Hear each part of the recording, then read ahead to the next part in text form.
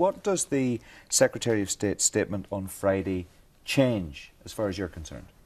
Well, essentially nothing, Mark, because at the end of the day, this scheme, as it's called, was an agreement reached between the British government and the Irish government. It was announced by them both as far back as 2001.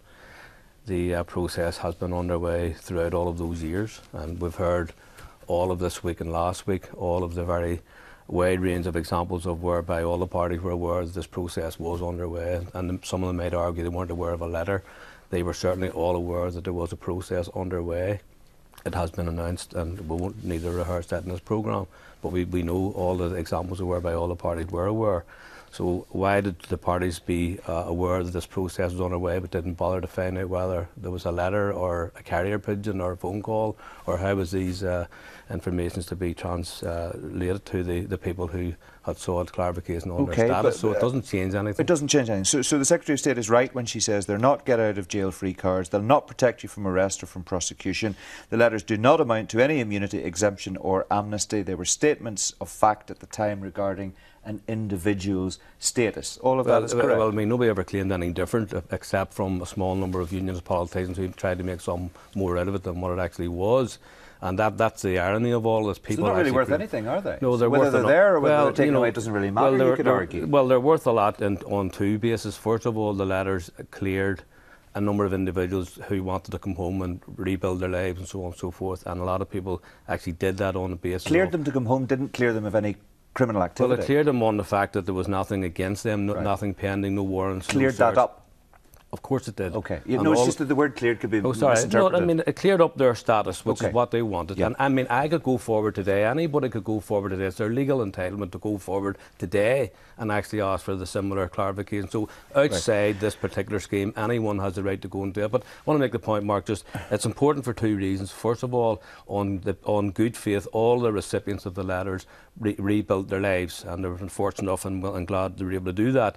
On the second issue of importance, it was an arrangement reached by both governments and an agreement reached as far back as 2001, and any residing from that would be extremely bad faith. So Ian Paisley Jr. Said to me on The View on Thursday night, and I wonder if you think he was right, that what the OTRs now have in their pockets, after what the Secretary of State said, are a beaten docket. He said those individuals now know we're coming after them, as he put it. Well, Ian has said an awful lot over the years, and he doesn't go after anybody, so I mean, he's better looking after his own business, I would suggest. I mean, his comments to me are totally irrelevant in this matter. What about the comments of the First Minister, the leader of Ian Paisley's party, who is pleased to hear that the scheme is now over? Well, and when Martina Purdy asked him if that meant the letters had been rescinded, he says that's the same thing. Well, it's actually interesting. A week or 10 days ago, he was very happy that the British Prime Minister had given this judicial inquiry, which is a judge-led inquiry. And then within days, then as he said himself, there are inquiries coming out of his ears. So he's either happy one day, but he seems to be happier a week later. So what does he really want? And I believe, and made this point very clearly, Mark, that Peter Robinson and others created a storm. They don't know where it'll actually all end up.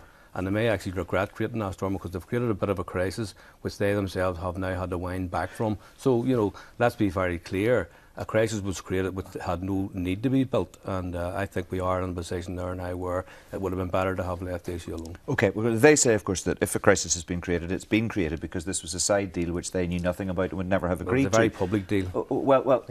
That's not how they've played it. But they can't misrepresent the truth. The truth is, it was a very clearly publicly. Right. Well, what they have done is they have welcomed the fact that there are now these 4 inquiries to get at the truth as they see it. And we've had a multiplicity of announcements. We've got Westminster Stormont Policing Board and David Cameron's judge-led inquiry. Will Sinn Féin support those inquiries? Will you recommend that people go forward and give evidence and deal with this matter in the public? Well, we'll have to see the various inquiries, the terms of reference inquiry. I mean, we've got members on the policing board, so they'll make their own judgments in regard to whatever the policing board may well decide to do, and we'll be party to that. So we'll see how these processes will unfold. But see, the reality is that there is an issue outstanding, which is a number of OTRs. That was the subject of an agreement between 2 governments, and that's why we have said clearly that a Theresa Villiers announcement doesn't really amount to an awful lot. Because at the end of the day, unbelievably quiet. Well, you need to ask the Irish government. But I mean, are you surprised at that? I'm not surprised at anything. What is very clear, both the Irish and British governments made the announcement, the joint announcement, joint declarations, and all the rest of that. So they came to the agreement. Wasn't Sinn Féin just conjured up a process. At the end of the day, the process is in the gift of the British government. They reached a deal with the Irish government, with the rest of us, and that's where we are. Would you, just finally and very briefly, would you envisage members of Sinn Féin attending the Select Committee hearing in Westminster to give evidence if they're called to do so? Is that a possibility?